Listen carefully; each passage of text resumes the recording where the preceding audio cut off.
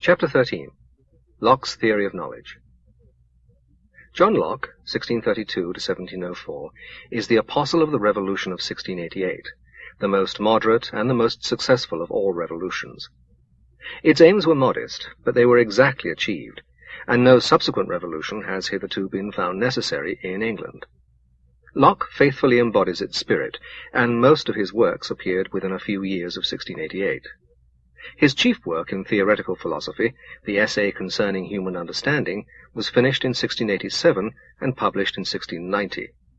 His first letter on toleration was originally published in Latin in 1689 in Holland, to which country Locke had found it prudent to withdraw in 1683.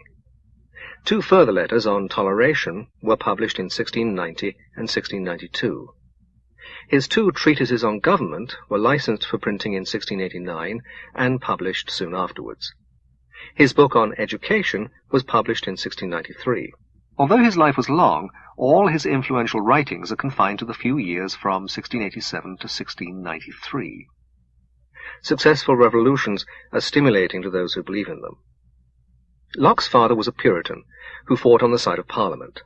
In the time of Cromwell, when Locke was at Oxford, the university was still scholastic in its philosophy. Locke disliked both scholasticism and the fanaticism of the Independents. He was much influenced by Descartes. He became a physician, and his patron was Lord Shaftesbury, Dryden's Achitophel. When Shaftesbury fell in 1683, Locke fled with him to Holland and remained there until the Revolution. After the Revolution, except for a few years during which he was employed at the Board of Trade, his life was devoted to literary work and to numerous controversies arising out of his books. The years before the Revolution of 1688, when Locke could not, without grave risk, take any part, theoretical or practical, in English politics, were spent by him in composing his Essay on the Human Understanding. This is his most important book, and the one upon which his fame most securely rests. But his influence on the philosophy of politics was so great and so lasting that he must be treated as the founder of philosophical liberalism as much as of empiricism in theory of knowledge. Locke is the most fortunate of all philosophers. He completed his work in theoretical philosophy just at the moment when the government of his country fell into the hands of men who shared his political opinions. Both in practice and in theory, the views which he advocated were held for many years to come by the most vigorous and influential politicians and philosophers. His political doctrines, with the developments due to Montesquieu, are embedded in the American Constitution, and are to be seen at work whenever there is a dispute between President and Congress. The British Constitution was based upon his doctrines until about 50 years ago, and so was that which the French adopted in 1871. His influence in 18th century France, which was immense, was primarily due to Voltaire, who, as a young man, spent some time in England and interpreted English ideas to his compatriots in the Lettres philosophiques. The philosophes and the moderate reformers followed him. The extreme revolutionaries followed Rousseau. His French followers, rightly or wrongly, believed in an intimate connection between his theory of knowledge and his politics. In England, this connection is less evident. Of his two most eminent followers, Berkeley was politically unimportant, and Hume was a Tory who set forth his reactionary views in his History of England. But after the time of Kant, when German idealism began to influence English thought, there came to be again a connection between philosophy and politics. In the main, the philosophers who followed the Germans were conservative, while the Benthamites, who were radical, were in the tradition of Locke. The correlation, however, is not invariable. T.H. Green, for example, was a liberal, but an idealist. Not only Locke's valid opinions, but even his errors were useful in practice. Take, for example, his doctrine as to primary and secondary qualities. The primary qualities are defined as those that are inseparable from body, and are enumerated as solidity, extension, figure, motion or rest, and number. The secondary qualities are all the rest, color, sounds, smells, etc. The primary qualities, he maintains, are actually in bodies. The secondary qualities, on the contrary, are only in the percipient. Without the eye, there would be no colors. Without the ear, no sounds, and so on. For Locke's view as to secondary qualities, there are good grounds, jaundice, blue spectacles, etc. But Berkeley pointed out that the same arguments apply to primary qualities. Ever since Berkeley, Locke's dualism on this point has been philosophically out of date. Nevertheless, It dominated practical physics until the rise of quantum theory in our own day. Not only was it assumed, explicitly or tacitly, by physicists, but it proved fruitful as a source of many very important discoveries. The theory that the physical world consists only of matter in motion was the basis of the accepted theories of sound, heat, light, and electricity. Pragmatically, the theory was useful, however mistaken it may have been theoretically. This is typical of Locke's doctrines. Locke's philosophy, as it appears in the essay, has throughout certain merits and certain demerits. Both alike were useful. The demerits are such only from a theoretical standpoint. He is always sensible and always willing to sacrifice logic rather than become paradoxical. He enunciates general principles which, as the reader can hardly fail to perceive, are capable of leading to strange consequences. But whenever the strange consequences seem about to appear, Locke blandly refrains from drawing them. To a logician, this is irritating. To a practical man, it is a proof of sound judgment. Since the world is what it is clear that valid reasoning from sound principles cannot lead to error. But a principle may be so nearly true as to deserve theoretical respect, and yet may lead to practical consequences which we feel to be absurd. There is, therefore, a justification for common sense in philosophy, but only as showing that our theoretical principles cannot be quite correct so long as their consequences are condemned by an appeal to common sense which we feel to be irresistible.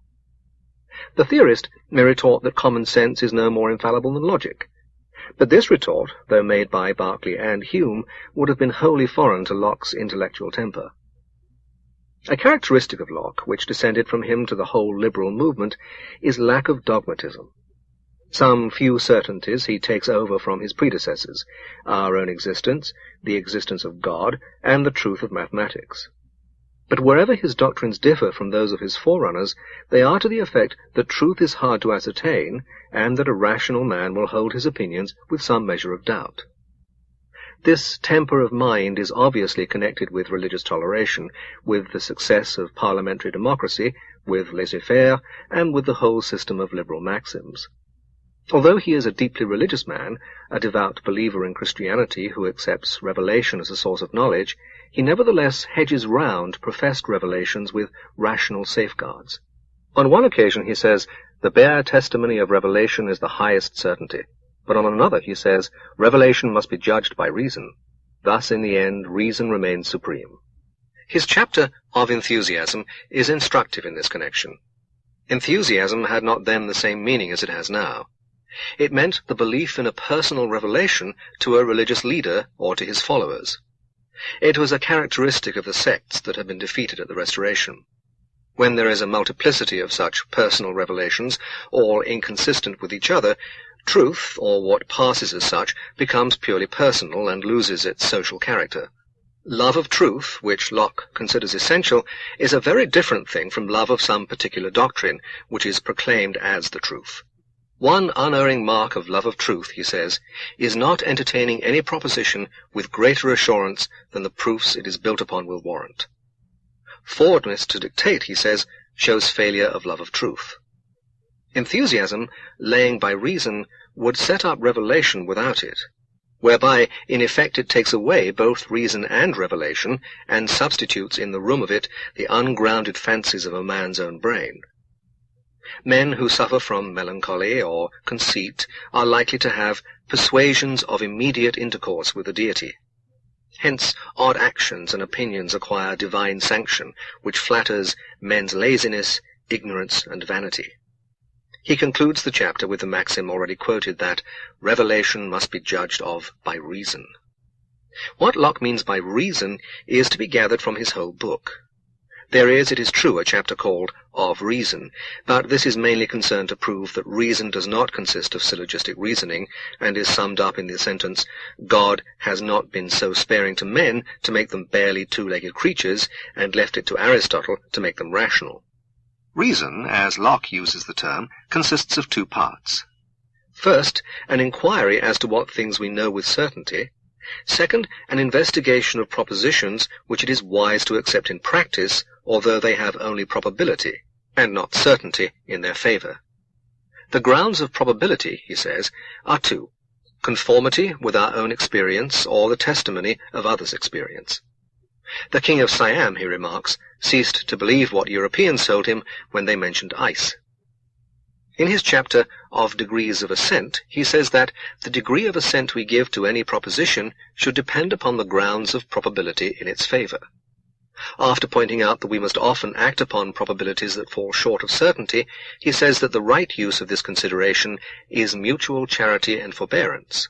Since, therefore, it is unavoidable to the greatest part of men, if not all, to have several opinions, without certain and indubitable proofs of their truth, and it carries too great an imputation of ignorance, lightness, or folly for men to quit and renounce their former tenets presently upon the offer of an argument which they cannot immediately answer and show the insufficiency of, it would, methinks, become all men to maintain peace and the common offices of humanity and friendship in the diversity of opinions, since we cannot reasonably expect that any one should readily and obsequiously quit his own opinion, and embrace ours with a blind resignation to an authority which the understanding of man acknowledges not. For however it may often mistake, it can own no other guide but reason, nor blindly submit to the will and dictates of another. If he you would bring over to your sentiments be one that examines before he assents, you must give him leave at his leisure to go over the accounts again, and, recalling what is out of his mind, examine the particulars, to see on which side the advantage lies. And if he will not think over arguments of weight enough to engage him anew in so much pains, it is but what we do often ourselves in the like case. And we should take it amiss if others should prescribe to us what points we should study. And if he be one who wishes to take his opinions upon trust, how can we imagine that he should renounce those tenets which time and custom have so settled in his mind that he thinks them self-evident, and of an unquestionable certainty, or which he takes to be impressions he has received from God himself, or from men sent by him? How can we expect, I say, that opinions thus settled should be given up to the arguments or authority of a stranger or adversary, especially if there be any suspicion of interest or design, as there never fails to be where men find themselves ill-treated?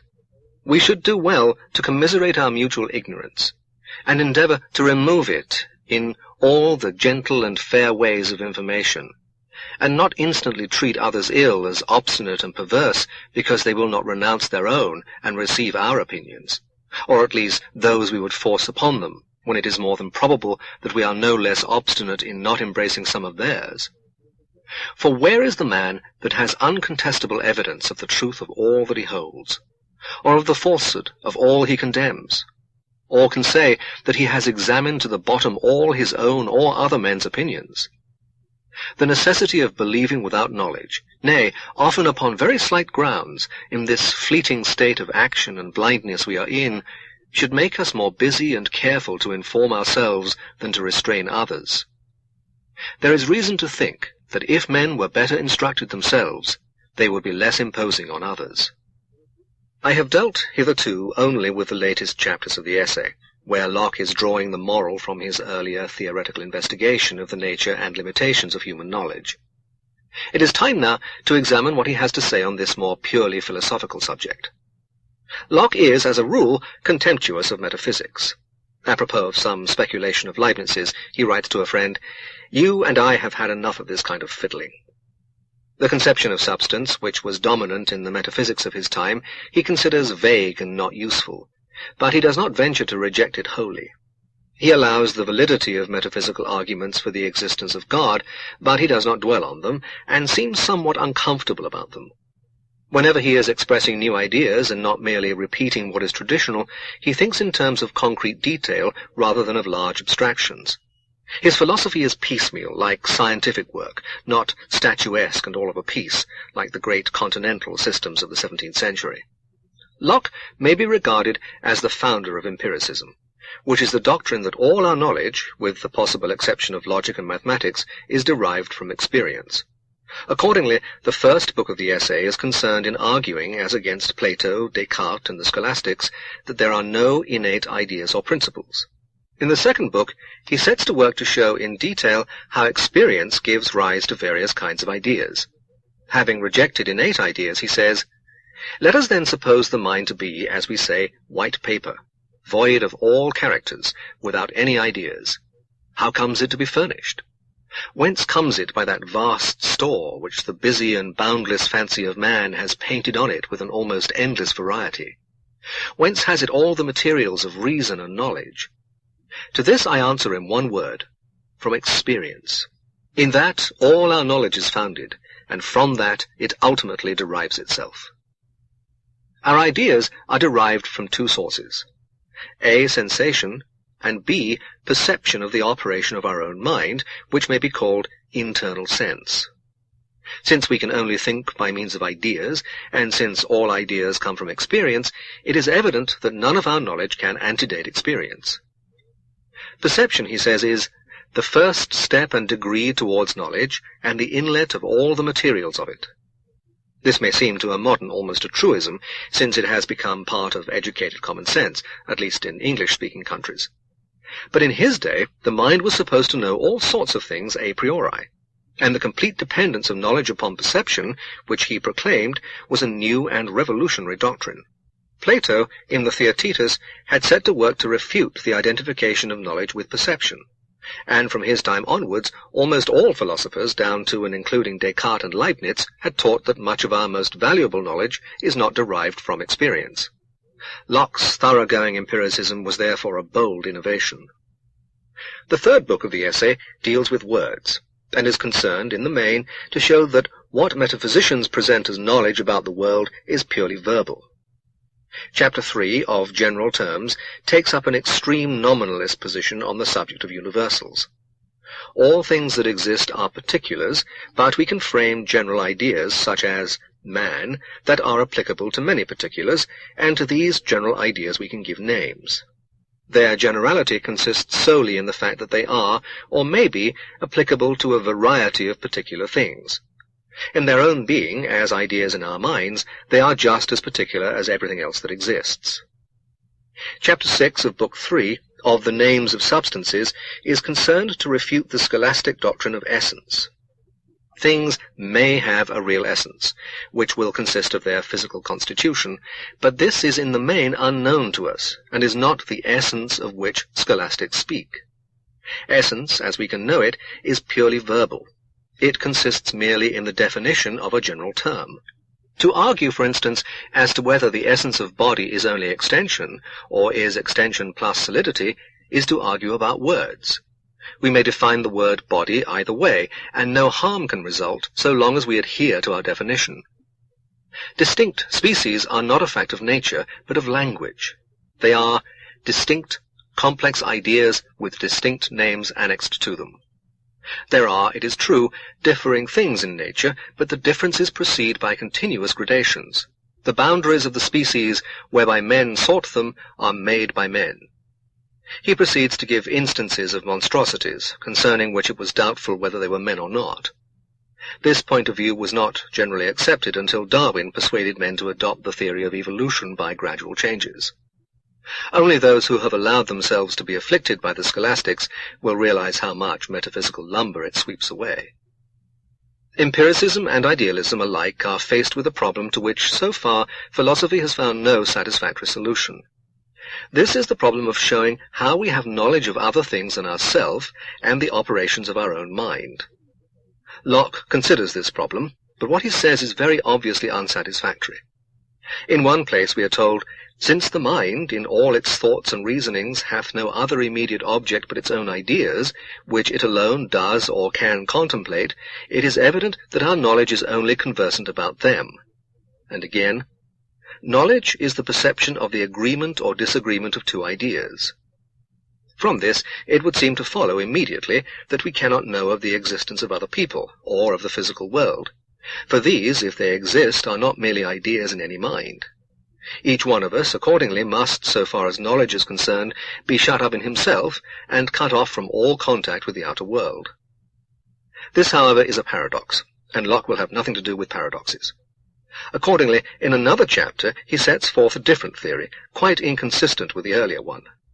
We have, he tells us, three kinds of knowledge of real existence.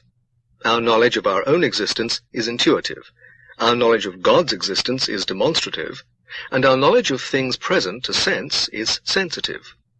In the next chapter, he becomes more or less aware of the inconsistency. He suggests that someone might say, if knowledge consists in agreement of ideas, the enthusiast and the sober man are on a level. He replies, not so where ideas agree with things. He proceeds to argue that all simple ideas must agree with things, since the mind, as has been showed, can by no means make to itself any simple ideas, these being all the product of things operating on the mind in a natural way. And as regards complex ideas of substances, all our complex ideas of them must be such and such only as are made up of such simple ones as have been discovered to coexist in nature. Again, we can have no knowledge except 1. By intuition, 2. By reason, examining the agreement or disagreement of two ideas, 3. By sensation, perceiving the existence of particular things. In all this, Locke assumes it known that certain mental occurrences, which he calls sensations, have causes outside themselves, and that these causes, at least to some extent and in certain respects, resemble the sensations which are their effects. But how, consistently with the principles of empiricism, is this to be known? We experience the sensations, but not their causes. Our experience will be exactly the same if our sensations arise spontaneously. The belief that sensations have causes, and still more the belief that they resemble their causes, is one which, if maintained, must be maintained on grounds wholly independent of experience. The view that knowledge is the perception of the agreement or disagreement of two ideas is the one that Locke is entitled to, and his escape from the paradoxes that it entails is effected by means of an inconsistency so gross that only his resolute adherence to common sense could have made him blind to it.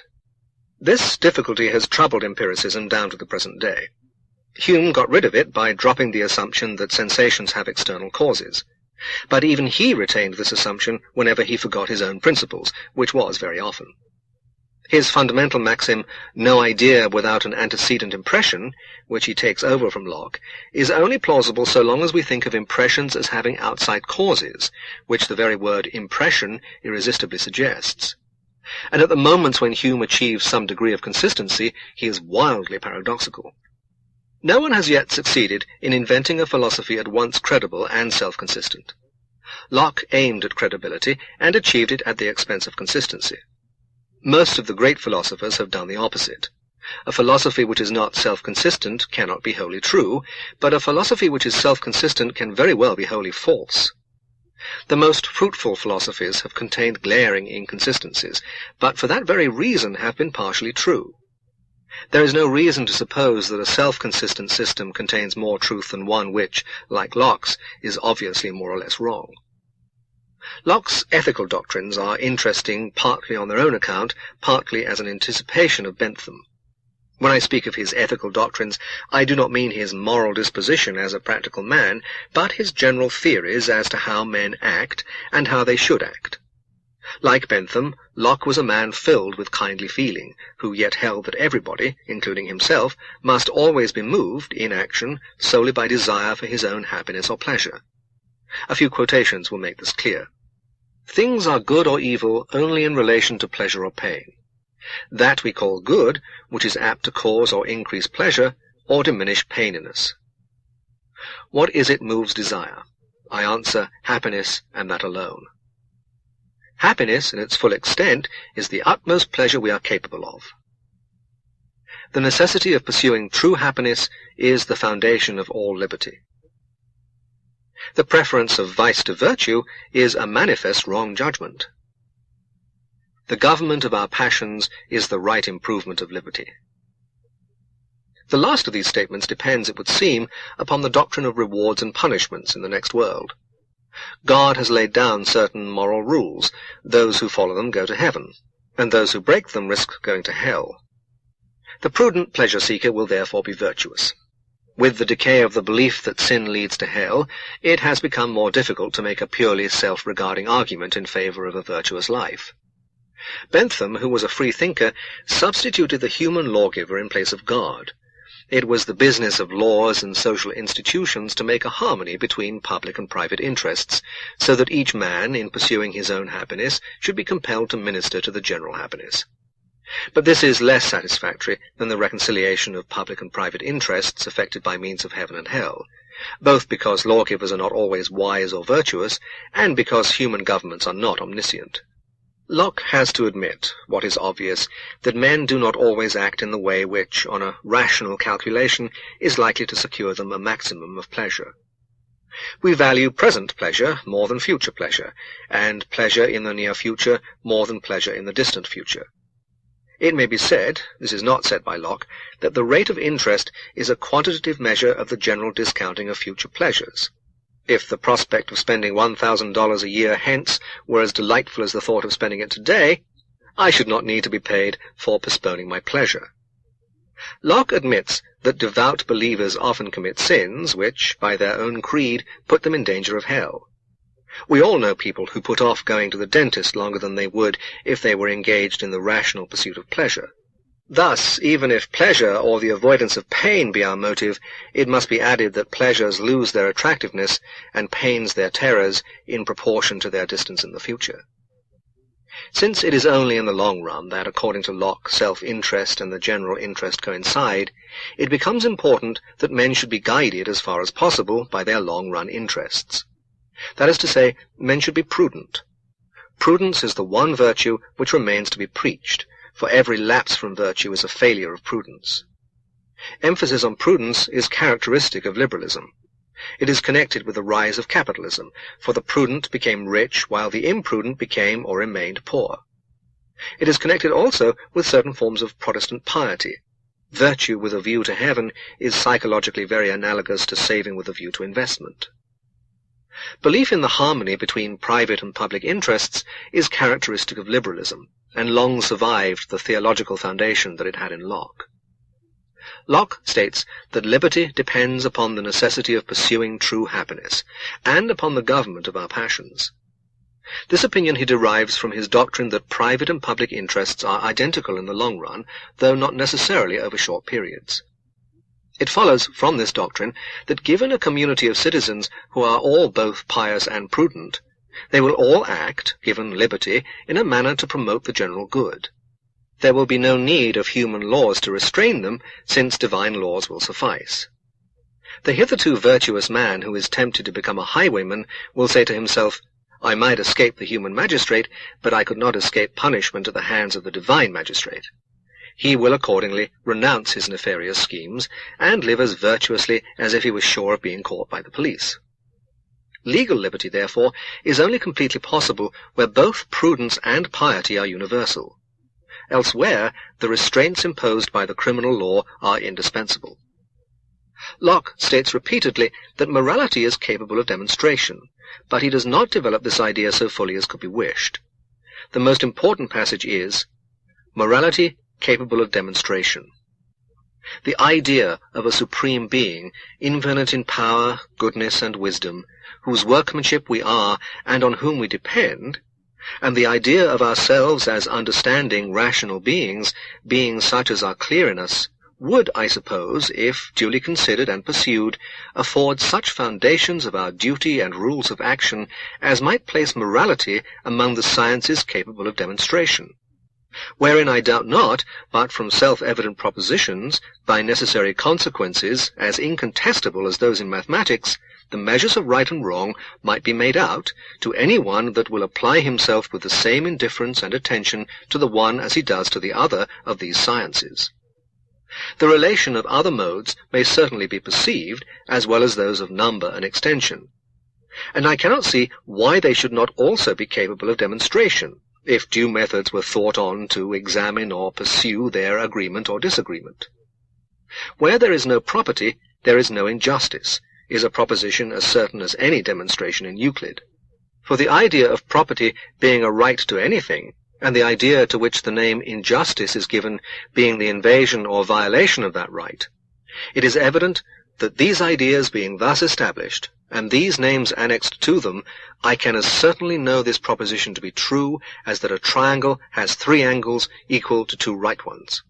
Again, no government allows absolute liberty, the idea of government being the establishment of society upon certain rules or laws, which require conformity to them, and the idea of absolute liberty being for anyone to do whatever he pleases.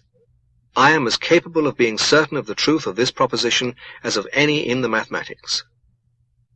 This passage is puzzling because at first it seems to make moral rules dependent upon God's decrees, while in the instances that are given it is suggested that moral rules are analytic.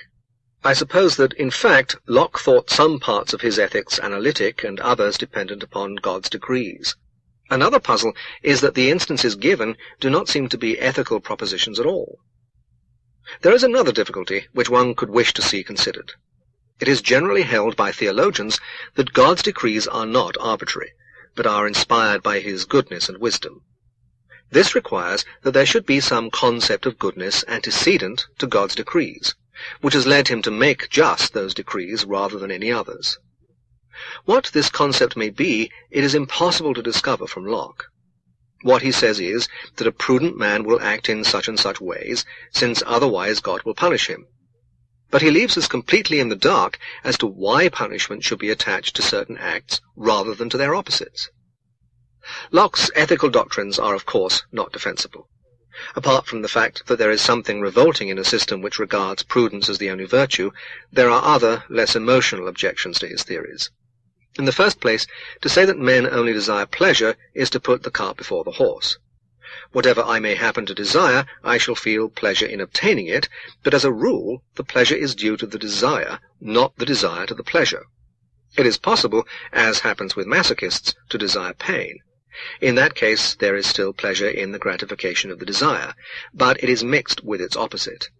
Even in Locke's own doctrine, it is not pleasure as such that is desired, since approximate pleasure is more desired than a remote one. If morality is to be deduced from the psychology of desire, as Locke and his disciples attempt to do, there can be no reason for deprecating the discounting of distant pleasures or for urging prudence as a moral duty. His argument, in a nutshell, is, we only desire pleasure, but in fact, many men desire not pleasure as such, but proximate pleasure. This contradicts our doctrine that they desire pleasure as such, and is therefore wicked. Almost all philosophers, in their ethical systems, first lay down a false doctrine, and then argue that wickedness consists in acting in a manner that proves it false, which would be impossible if the doctrine were true. Of this pattern, Locke affords an example.